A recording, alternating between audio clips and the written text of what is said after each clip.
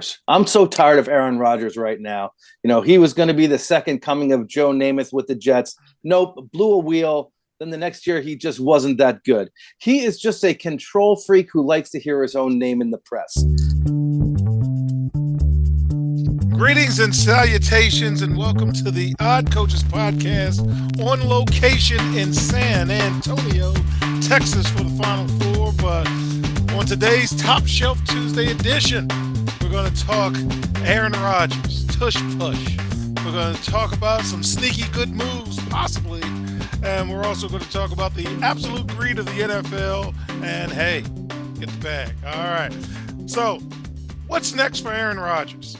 Steelers coach Mike Tomlin has confirmed that the team is kind of waiting to see what Aaron Rodgers is going to do. Aaron Rodgers also played a little catch with DK Metcalf, and also other jobs are taken. So he might, not have a chair left in the musical chairs. With us today, Teacher of the Month every month, Mike Connors. Mike, what's next for Aaron Rodgers in your opinion, sir? Who cares? I'm so tired of Aaron Rodgers right now. He was going to be the second coming of Joe Namath with the Jets. Nope, blew a wheel. Then the next year, he just wasn't that good. He is just a control freak who likes to hear his own name in the press. I mean, it's just ridiculous to this point. If you're going to sign. And you know what's going to happen? He gets a gazillion dollars from Pat McAfee to be on his podcast. You know what's happening on April 9th? Pat McAfee is having a show live in Pittsburgh at 8 o'clock that night. And guess who's one of his guests? It's Aaron Rodgers. So guess what? I actually didn't know that. Guarantee you Aaron Rodgers won't announce that he's signing with the Steelers that night, but he's going to say, yes, I'm coming back this season and I'm going to sign soon. He just happens to be in Pittsburgh for this event that's being broadcast all over the place from Pat McAfee, who gives him somewhere around $1 million a week to come and babble about his ayahuasca and getting high and hiding in caves during the offseason. I'm sick of him. Either sign or go away. All right. Well, Will, one, did you know about the shenanigans with the Pat McAfee show? And two, what do you think is next for Aaron Rodgers? Oh, I didn't know about any sort of Pat McAfee, but I did. I mean, yeah, at this point, just like Mike says, like, who really cares?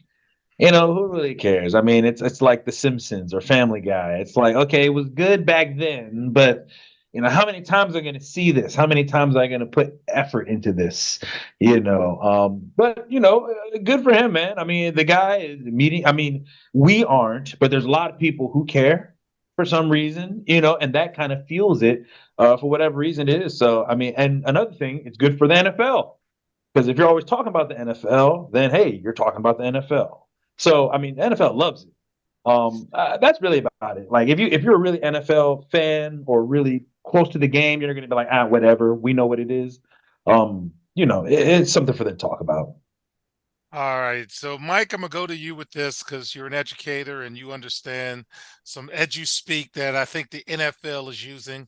So, the NFL owners plan to continue discussions about the Philadelphia Eagles short-yardage tush-push play after, wait for it, tabling a proposal last week to ban it.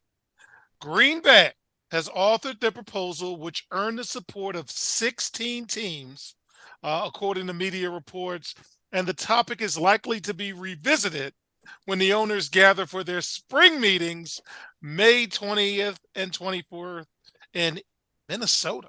Y'all meeting in Minnesota. That's another story. Mike, what does this mean to you in terms of the tush push? Do you think they're going to ban it now? No, this is the league's nice way of saying, y'all shut up. We're not going to change anything. Not every team uses this. They're not going to change a rule because one or two teams do something that other teams can't stop. That's like saying we need to outlaw the run and shoot because a couple of teams tried running 7 receivers deep every play and we couldn't defend it for one weekend until we saw the game tape. So this is just the NFL being politically correct and saying, y'all, we're not doing anything about this, but we'll use a big fancy term of we're tabling the conversation. I don't know if anyone's ever been on a board of anything. I was on a Little League football board of directors. Anytime we tabled something, that was a nice way of telling someone to shut up and get out. So that's basically what they're saying. Stop the play. If you want to do away with the tush push, Figure out a way to stop it. Your defensive quarter makes a couple $1 million a year. Have him figure out a way to put some big bodies in there and stop 3 guys pushing up the middle for a yard or 2. All right. So, Will, is this the table to get another set of votes so you can pass it? Or is this the table to, as Mike said, get this thing out of here? Get out of here. Get out of here. I mean, like Mike said, I mean, these are one of these.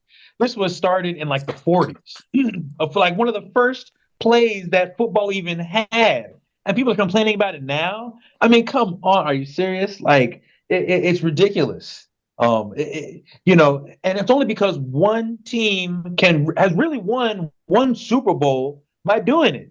You know, like Mike said, if you can't beat it, then don't ban it and don't baby the people. Like, they get paid millions of dollars to figure it out. And if you can't figure out a play from the 1940s that hasn't changed in over 60 years, then maybe you should be in the NFL anymore.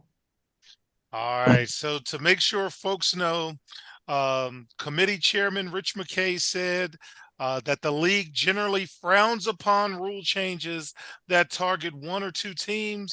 The NFL in the past did prohibit players from pushing ball carriers for much of its history before changing the rule in 2005, citing difficult of officiating it.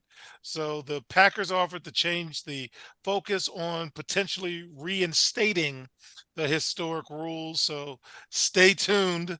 Finally, Will, I'm going to come to you. Momentum building for an 18-game regular season. While it won't happen in 2025, it appears more and more likely that the NFL will increase the regular season from 17 games to 18 games in the near future. It's well documented on this show. Roger Goodell wants it. And adding an extra game must be collectively bargained. And the current agreement runs through the 2030 season. An extra game could be added before that. If an extra game is added, week 1 will likely take place on, wait for it, fans, Labor Day. And the second bye week will happen, and that will kind of push the Super Bowl to President's Day, and preseason would decrease from 3 games to 2 games. All right, Cotton Man, is this going to happen sooner rather than later? What do you think about the NFL potentially going from Labor Day to President's Day? It looks like it's a line that is going to happen. They're just looking for the right time to kind of spring people on it. They don't want to step on the toes of the NCAA a little bit, even though at the end of the day, they don't care. They're still going to go pass by somebody. Excuse me, sir, while I get by, kind of thing, you know. But, you know, no one's going to be against it. The players want it as long as they get the correct compensation. You know, because they've even said, like, I'd rather have two preseason games and just let's go. Let's start getting playing. I think everything will move forward. I think the biggest people will have to adjust will be fantasy football enthusiasts and gamblers, because now you have to understand the flow of the team and who's going to play, who's not going to play. You know, and that can affect, you know, parlays. It could affect, you know, money and things like that. So, you know, I think these guys, they're wired enough that they can play another game. So I think it's just the rest of us kind of adjusting monetarily to it. Mike Connors, player safety is our number 1 priority, and 18 NFL games. That's a lot, right? Stop it. Stop it. Stop it. All right. The history teacher's coming out at me. Historically speaking, why was preseason so long in football? Men had to get in shape to play. Same thing with spring training in baseball. You know why? Because pay used to suck and guys used to have to get other jobs. Phil Rizzuto and Yogi Berra were haberdashers. Big fancy name was they worked in a department store and they sold suits because they were New York Yankees and people would come in to buy stuff from them. They needed this time to get into shape. Okay, that's why they had 4 games of preseason, so guys could play themselves into shape. Guys don't get out of shape anymore. They make millions and millions of dollars to make their bodies finely tuned equipment, and they do. God bless them for it. So they don't need 4 games to get in shape. When I used to be a season ticket holder for the Giants, you had to buy the tickets for the preseason. You know how many preseason games I ever went to in my life? 4. I went to 4 Jets-Giants games because it was cheap as hell, and I could go with my buddies who were Jet fans, and we could go and drink our faces off and have a big old time, and no one really cared who played or won because we couldn't name 4 guys that were on the field. It didn't matter. It was a block party. So getting rid of the preseason games from 4 to 2 can do nothing but help the game. It drives the almighty dollar. And let's be honest, if they play the Super Bowl on President's Weekend, we all have Monday off, or most people have Monday off. I'm an educator, so I do. So that way I don't have to get up at 5 a.m. to go to work watching a game that they kick off at 8:30 because I have to watch this person's presentation or that person dance or whatever. So I think it makes more sense for them economically to have the game on President's Day weekend. They can elongate that celebration, make themselves more money, and it works out better for the everyday fan who doesn't have to get up for work the next day.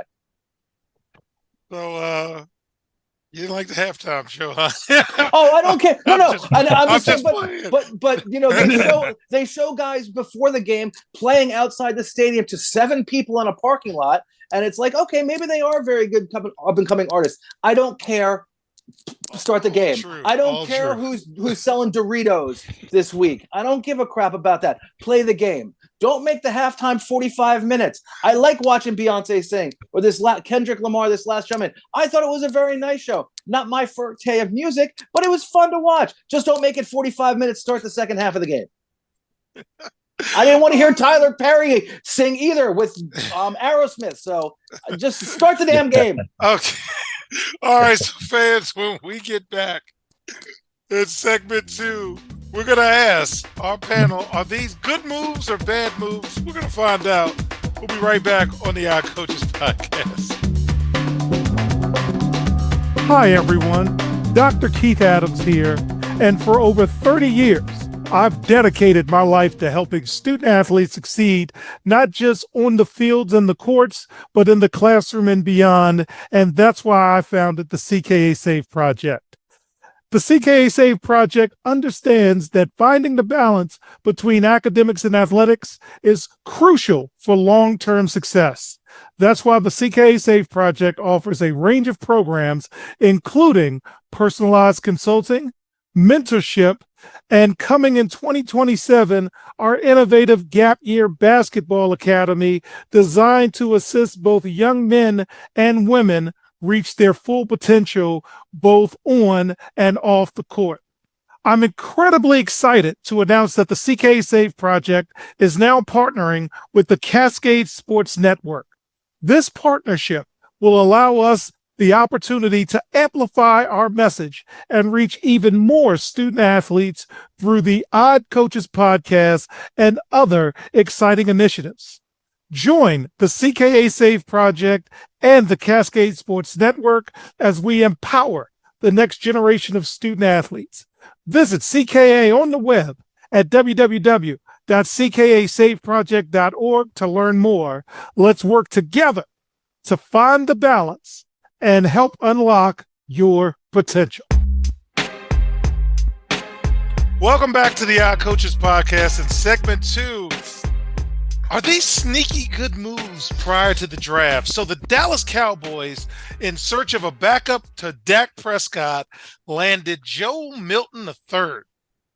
Now, if I'm not mistaken, Joe Milton went to Tennessee. He was a good player, got injured late in the season, and his draft stock kind of dropped, and he rehabbed a little bit, and he made the kid from North Carolina a little nervous. So they got him out of there from New England. So, Will, is this a sneaky good move by the Cowboys? I mean, it doesn't mean anything for the Cowboys. Dak Prescott has a no-trade clause. So it doesn't matter. It doesn't matter. Even if Milton goes out there and balls and kills and they bench him and they say, okay, well, we're gonna bench you, Dak. Dak will be like, man, I'm not going nowhere. I'm not waiving my trade clause. You know, they need to ride that train, man. But what I would do is let Dak play. Let him play. I mean, he got hurt. He got hurt early in the season, so I really didn't show up. You know, just give him a chance. He's a capable guy. I'd say he's right there around like Kirk Cousins level. I mean, you're not terrible, but you can get guys to the wild card. You know what I'm saying? Like people really trash on Dak Prescott, and it's kind of not fair. It's not fair. Coach, you love Kirk Cousins, and he's just as good as Dak. Stole all the money. Yeah, and he's just as good, and basically doing the same thing. He's a brother. You know what I'm saying? Absolute and everybody criminal. hates on him. Everybody hates on Dak, and they were like, "Oh, he's not going to get that next contract," and he got it. And then they said it to the previous one. They were like, "Oh, he's not going to get this bag," and then he got it. You know what I'm saying? And last time he got it because he was like second in MVP because Lamar played amazing, had an amazing year. If he didn't, Dak would have been the MVP, which is crazy. People couldn't even admit that. So, I mean, I get it. He throws timely and untimely interceptions and turns the ball over. But if you're putting your hand on Joe Milton III over Dak Prescott, you're crazy. But have a guy like Joe Milton because Dak always gets hurt. If you're going for 18 games coming soon, start working on that stuff. Say, okay, well, we're already at 17 games. Let's have a legit or a quarterback that we can run and do what we got to do. So, I mean, it's just management, I think, not so much a slight or anything like that. So that's what it is. Connors, you're a Giants fan, and you got the word that the Cowboys picked up Joe Milton III. Did it make you nervous? Who? Okay.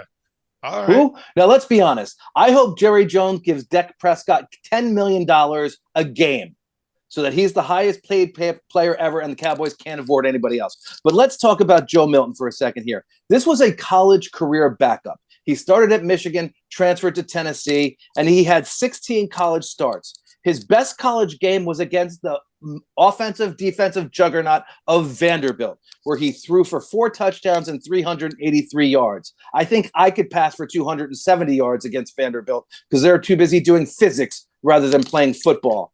Okay. He's had one pro start, and it was the last game of last season, and they were playing the Buffalo Bills. The Buffalo Bills cheerleaders started in the secondary for that game because they were playing in the playoffs and no one cared. Okay. And he was 22 for 29 for 240 yards and averaged 8.3 yards per attempt. So he was throwing to the back out of the backfield and the tight end running a drag pattern because no one else was running deep because they couldn't. And he had 10 rushes for 16 yards for a whopping average of 1.6 yards. The tush push averages more than that. Okay. So maybe they should just tush push down in Dallas and not have this kid as the backup because he is nothing. All right. So speaking of backups, the Los Angeles Superchargers had a Bigfoot sighting, and they signed quarterback Trey Lance to a 1-year deal worth up to $6.2 million to back up Justin Herbert. So the Chargers have a quarterback room of Justin Herbert, Trey Lance, and Taylor grab me a Heineke.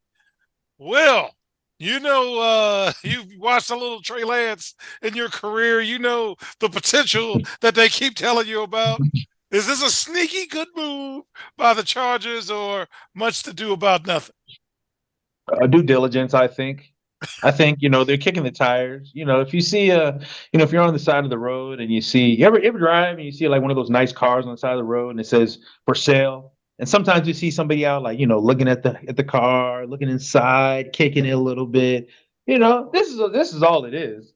This is all it is. This kid is either he's really like the nicest guy or the smartest guy or the most athletic guy I've ever seen who can't just get it all together. But he keeps getting jobs. Like it's crazy to me. It's crazy. I don't really understand how he has a job. Like how he always has a job. Like I can't even fathom. Like he hasn't done anything to me to be like, yo, this guy, he's him. He is him. I mean, Tyrod Taylor. I mean, is he really better than Tyrod Taylor right now? No, he's not. Not even close.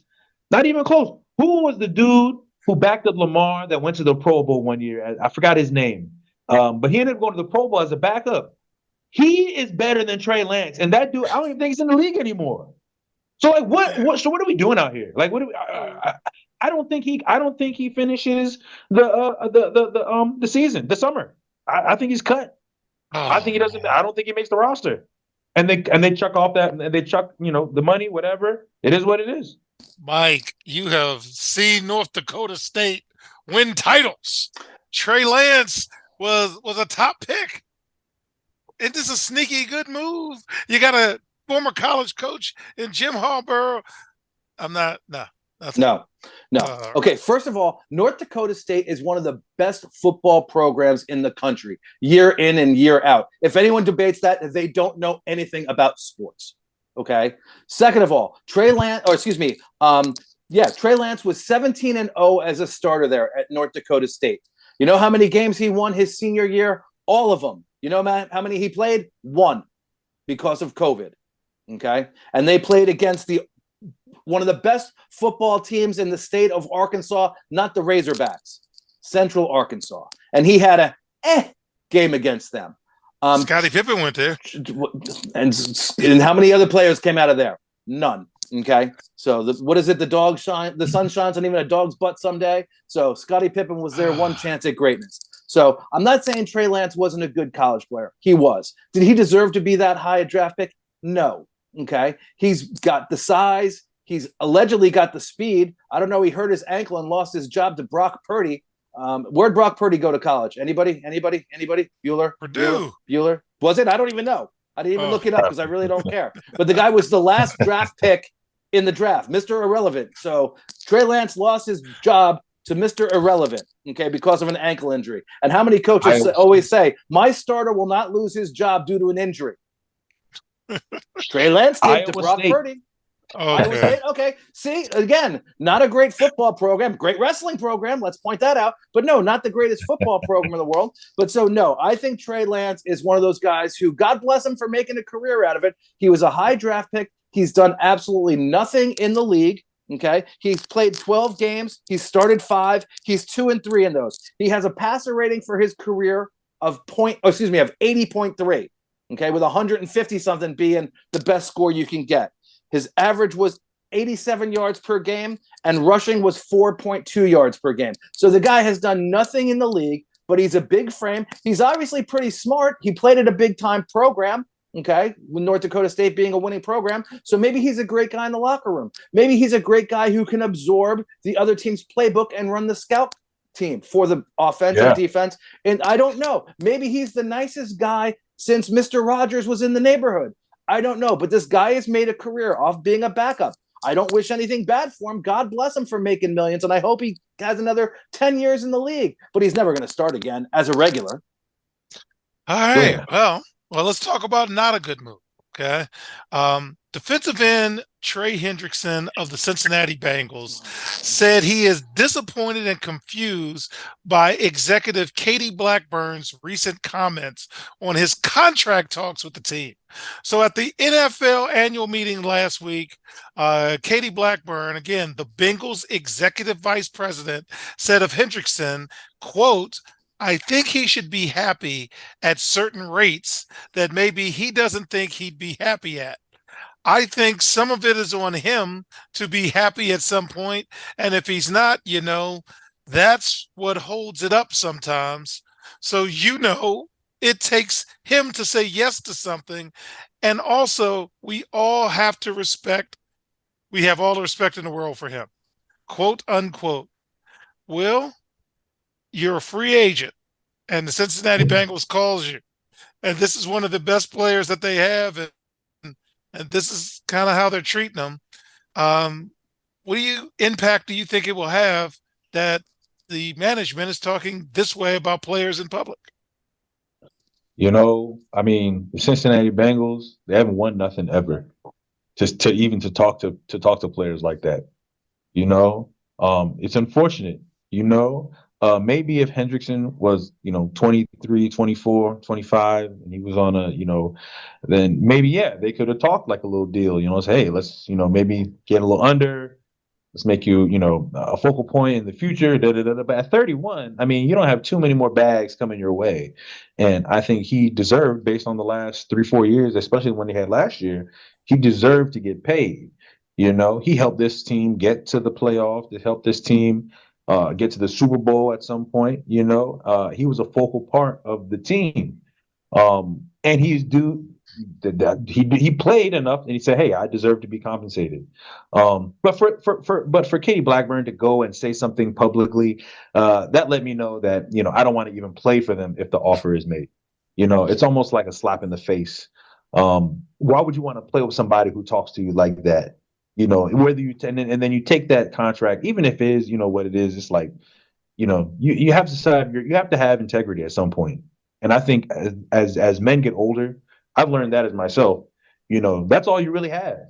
If you believe like, hey, I'm worth this and I can go get this on the market, and then your boss is like, well, go do your thing, then go see it.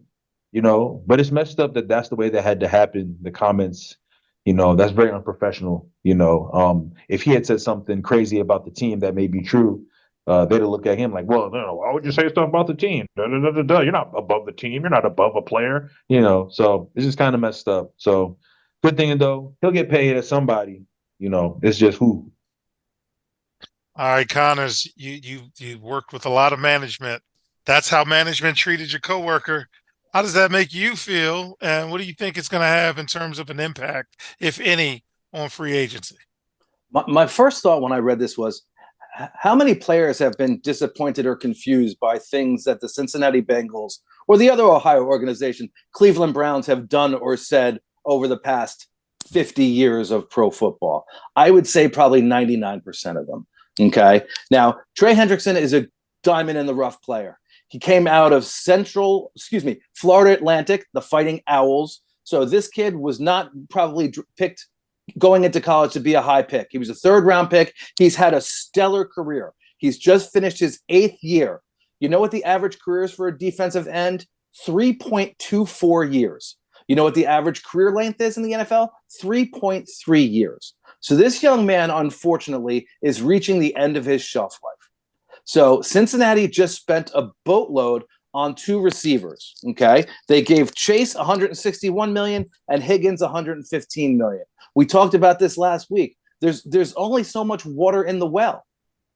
Now, this young man could go on and play for another 7-8 seasons and lead the league in sacks like he did this year with 17.5 every one of those years. But that's not the norm. Okay, that would make him a total outlier. So Cincinnati probably had to look and say, listen, we just paid these 2 receivers who don't take the hits like this defensive end does. Doesn't have to be as physical as this defensive end does. Can we use that money somewhere else? I think he signed through this year, so they have him locked in. Now, I know that he wants to renegotiate because he just led the lead in sacks. But unfortunately, as we're learning, the NFL is a business, and Cincinnati is not just going to reward him for a good season or 2 good seasons, because they only have so much water in the well, and they just spent most of the water on those 2 receivers. So unfortunately, this kid's been caught in a bad situation. Hopefully he'll get some bag from somewhere else, but it doesn't look like it's going to be Cincinnati. All right, so fans, with that, yeah, it's a business. In segment 3, we're going to talk about the greed of the NFL, and we'll be right back on the Odd Coaches Podcast. Hi, everyone. I'm Dr. Keith Adams, and for years, I've witnessed the struggles student athletes face on how to truly balance the demands of academics and athletics. It's a question that I have dedicated my life to answering. That's why I wrote Finding the Balance, my personal journey to academic and athletic success. It's more than just a book. It is my personal journey, and it is filled with hard-earned lessons from decades as a coach, educator, and now president of the CKA SAFE Project. Inside, you will find practical advice, real-life stories, and a clear roadmap to help student athletes, coaches, and parents navigate the complex world of balancing sports and education. And now I am thrilled to bring this message to a wider audience as a proud member of the Cascade Sports Network. We're partnering to amplify these crucial conversations about student-athlete success. I believe every student-athlete deserves the opportunity to reach their full potential, both on and off the court and the field. You can purchase your copy directly from our website at www.cascadesport.com. That's ckasafeproject.org. Join me and the Cascade Sports Network as we work together to help every student athlete succeed. Welcome back to the Odd Coaches Podcast, and in segment 3, okay, the NFL it's getting even more greedy. So what do you think about this? And I'm going to start with you, Mike. The NFL is just looking at continuing to forge ahead with Christmas Day.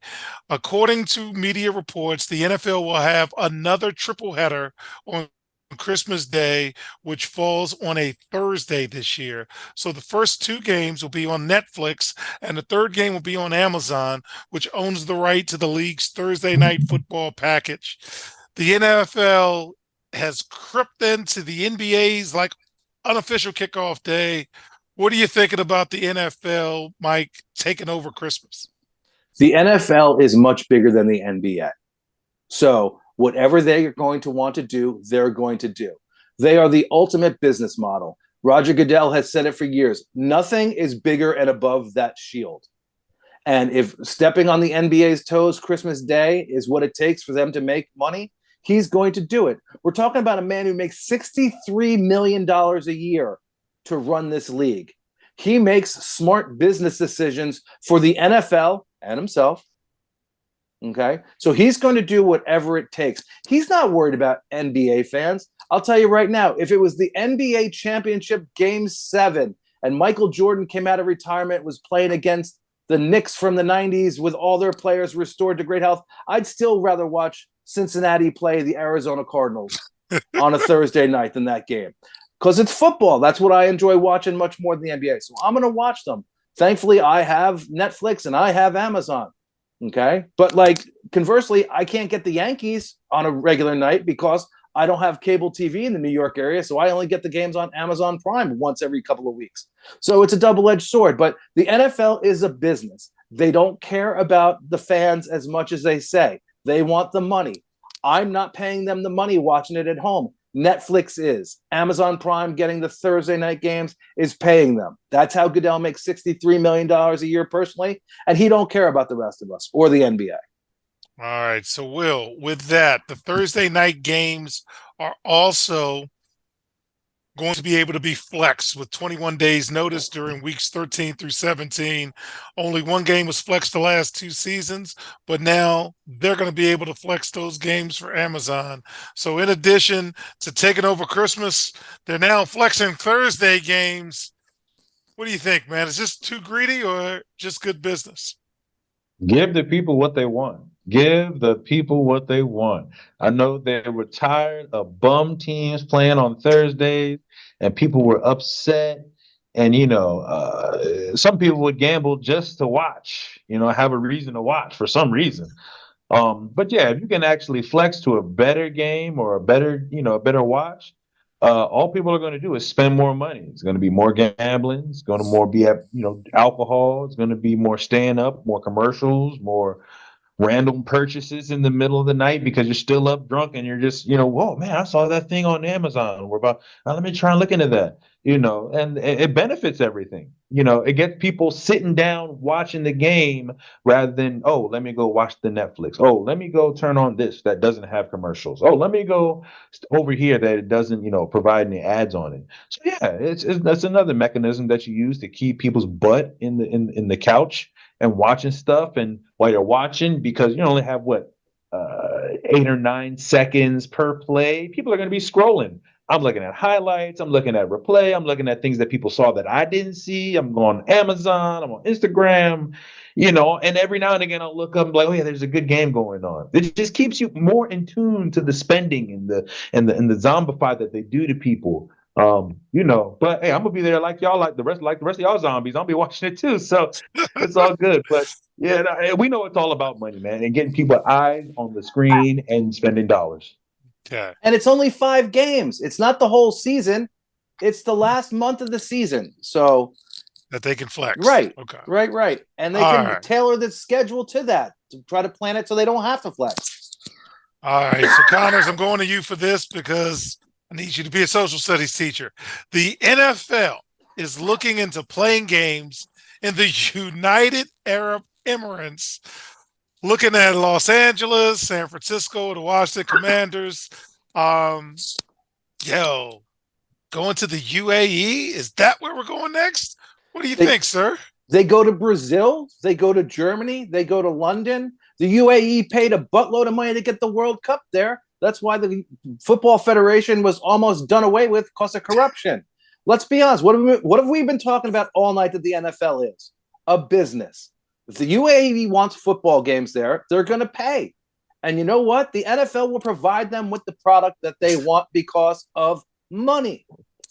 Honestly, what's the difference of UAE or Brazil? Brazil's not paying as much as the UAE will, and we're sending teams there to try to open a new market. If you're going to open a new market, why not have it be the wealthiest market in the world? Yeah. All right, Will, we're going to close off the show with you. Uniform policy change. Thank you to the Denver Broncos. The NFL announced a new policy that allowed teams to wear their alternate or throwback uniforms 4 times across 17 games, soon to be 18. Previously, teams were allowed to wear throwbacks or alternative uniforms 3 times a game. So the Broncos got rave reviews for their games. And, of course, everyone loves the Superchargers powder blues. Any thoughts, sir, on the NFL saying, let's get some of these more alternative jerseys out there? I'm going to go 3 for 3 on, hey, we're trying to make more money. Why not? Yes. That's all we're doing. I mean, okay, that's just another thing that people can buy when they're sitting there on Thursday Night Football to download their new, and now it's official. You don't have to go to Mitchell & Ness and drop $400 on a Houston Oilers jersey. You don't have to drop that kind of money on something. You can go to Nike or NFL.com and you can get a jersey, and it could be an alternate or like a swingman, if you will, and pay $150. Hey man, I'm cool with that. I'm cool with that. And when I'm doing that, it'll be available on Prime. So all of that stuff is connected, man. I'm trying to tell you, like, all this stuff is all going to be linked, man. UAE, uniform policy, like, it's all for us to spend money. And about the UAE, I just wanted to say, are you going to wake up at 6 a.m. to watch the San Francisco Niners play the Browns or somebody? You might not. I'm not doing that. I know our boy Shaq is not doing that. So he said, man, I'll catch it on Twitter in the morning. But yeah, I mean, it's they know the market. They know their market, and if you can't see it, at least you can be like, well, I know what they're going for. I'll give them my money, but shoot, at least that they're honest that what they're taking our pockets. So, all right, but it's about money. Connors, what's your favorite Giants throwback? I like the old Giants helmet that said Giants on the side. The old blue and with Joe Pisarcik. Yeah, the Joe Pisarcik, Phil Simms. Yeah, I think that's a better helmet than the NY. They don't even play in New York. Why are you having a New York on there? They're a Jersey team. But that's just my opinion. But I'll tell you what, I want them to bring back the Tampa Bay Buccaneers creamsicle jersey more than anything. That's just beautiful to me. Love me the creamsicle jersey. Oh, man. 4 times a year. So now I can go out and buy one. All right. Roger Goodell needs a new house. So with that, on behalf of our Cavalcade of Stars, I'm Dr. Keith Adams from San Antonio, Texas, home of Michael Sean Hickenbottom, known to you as the Heartbreak Kid, Shawn Michaels. Thank you for listening and or watching the Odd Coaches Podcast, also seen on the Cascade Sports Network. And we'll see you on the sidelines. Until next time, take care. The Odd Coaches Podcast is sponsored by the CKA Save Project. The CKA Save Project is an industry leader in providing student-athlete academic and athletic support.